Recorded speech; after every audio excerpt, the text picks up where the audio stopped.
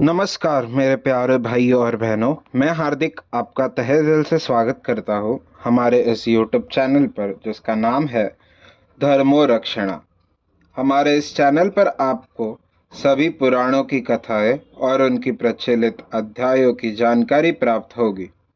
हर देवी देवताओं के महात्म्य और उनके रूप स्वरूप और अवतारों की जानकारी यहाँ प्राप्त होगी। आशा करते हैं कि हमें आपका सकारात्मक प्रतिसाद मिलता रहेगा। हर हर महादेव। रुद्र संहिता प्रथम खंड 12वां अध्याय। देवताओं को उपदेश देना। नारद जी बोले, ब्रह्मा जी, आप धन्य हैं क्योंकि आपने अपनी बुद्धि को शिव चरणों में लगा रखा है। कृपा कर इस आनंदमय विषय का वर्णन सविस्तर पुनः कीजिए।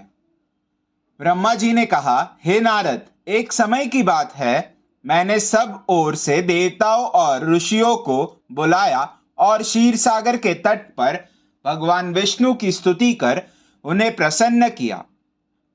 भगवान विष्णु प्रसन्न होकर बोले, हे ब्रह्मा जी एवं अन्य देवगणों, आप यहाँ क्यों पधारे हैं? आपके मन में क्या इच्छा है? आप अपनी समस्या बताइए, मैं निश्चय ही उसे दूर करने का प्रयत्न करूंगा। यह सुनकर ब्रह्मा जी बोले, हे भगवान, दुखों को दूर करने के लिए किस देवता की सेवा करनी चाहिए? तब भगवान विष्णु ने उनके प्रश्न का उत्तर देते हुए कहा, हे ब्राह्मण, भगवान शिव शंकर ही सब दुखों को दूर करने वाले हैं। सुख की कामना करने वाले मनुष्य को उनकी भक्ति में सदैव लगे रहना चाहिए। उन्हीं में मन लगाइए और उन्हीं का चिंतन करे।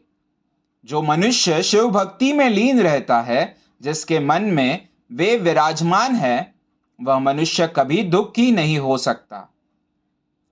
पूर्व जन्म में किए गए पुण्यों एवं शिव भक्ति से ही पुरुषों को सुंदर भवन, आभूषणों से विभूषित स्त्रियां, मन का संतोष, धन संपदा, स्वस्थ शरीर, पुत्र पौत्र, अलौकिक प्रतिष्ठा, स्वर्ग के सुख एवं मोक्ष प्राप्त होता है।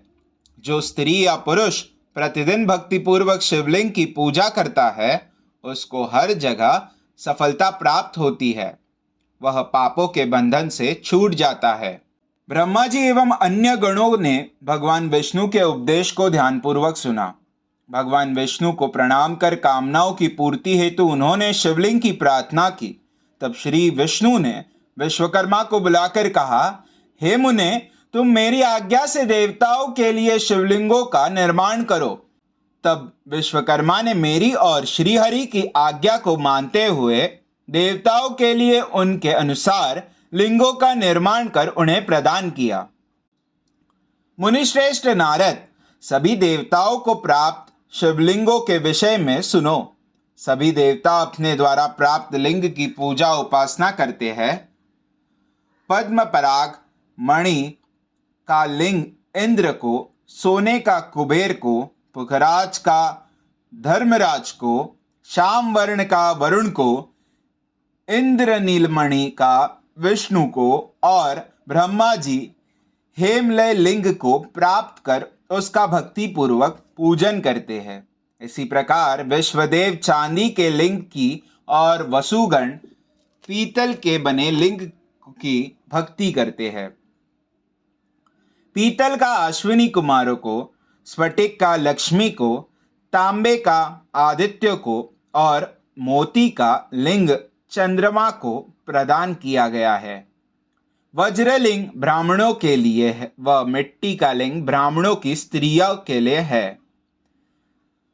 मयासुर चंदन द्वारा बने लिंग का और नागों द्वारा मूंगे के बने लिंग का आदर पूर्वक पूजन किया जाता है। देवी मक्खन के लिए बने लिंग की अर्चना करती है।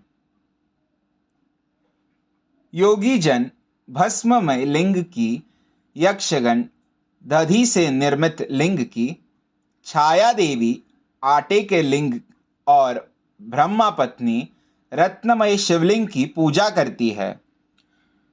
बाणासुर पार्थिव लिंग की पूजा करता है। भगवान विष्णु ने देवताओं को अनेक हित के लिए शिवलिंग के साथ पूजन विधि भी बताई। देवताओं के वचनों को सुनकर मेरे हृदय में हर्ष की अनुभूति हुई। मैंने लोगों का कल्याण करने वाली शिव पूजा की उत्तम विधि बताई। यह शिव भक्ति समस्त अभिष्ट फलों को प्रदान करने वाली है। इस प्रकार लिंगों के विषय में बताकर ब्रह्मा जी ने शिवलिंग व शिव भक्ति की महिमा का वर्णन किया। शिव पूजन भोग और मोक्ष प्रदान करता है। मनुष्य जन्म उच्च कुल में प्राप्त करना अत्यंत दुर्लभ है, इसलिए मनुष्य रूप में जन्म लेकर मनुष्य को शिव भक्ति में लीन रहना चाहिए। शास्त्रों द्वारा बताए गए मार्ग का अनुसरण करते हुए जाति के नियमों का पालन करते हुए कर्म करे, संपत्ति के अनुसार दान आदि दे, जप तप यज्ञ और ध्यान करे। ध्यान के द्वारा ही परमात्मा का साक्षात्कार होता है। भगवान शंकर अपने भक्तों के लिए सदा उपलब्ध रहते हैं। जब तक ज्ञान की प्राप्ति न हो तब तक कर्मों से ही आराधना करें। इस संसार में जो जो वस्तु सत असत रूप में दिखती है अथवा सुनाई देती है वह परब्रह्म शिव रूप है। तत्व ज्ञान न होने तक देव की मूर्ति का पूजन करें। अपनी जाति के लिए अपनाए गए कर्म का प्रयत्न पूर्वक पालन करें। आराध्य देव का पूजन श्रद्धा पूर्वक करें, क्योंकि पूजन और दान से ही हमारी सभी विघ्न व बाधाएं दूर होती है।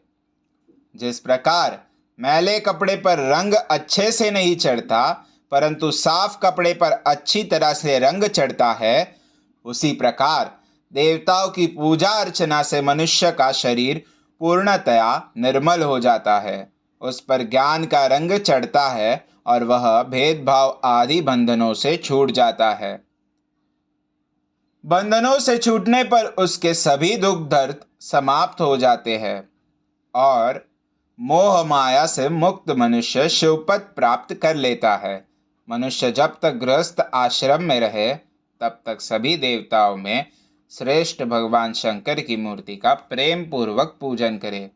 भगवान शंकर ही सभी देवों के मूल है। उनकी पूजा से बढ़कर कुछ भी नहीं है। जिस प्रकार वृक्ष की जड़ में पानी से सींचने पर जड़ एवं शाखाएं सभी तृप्त हो जाती है, उसी प्रकार भगवान शिव की भक्ति है। अतः मनोवांछित फलों की प्राप्ति के लिए शिव जी की पूजा करनी चाहिए। अभिष्ट फलों की प्राप्ति तथा सिद्धि के लिए समस्त प्राणियों को सदैव लोक कल्याणकारी भगवान शिव का पूजन करना चाहिए। अध्याय 12वां समाप्त। वीडियो को लाइक करें, शेयर करें, चैनल को सब्सक्राइब करें और हमारे साथ बने रहने के लिए बेल आइकन को प्रेस करें।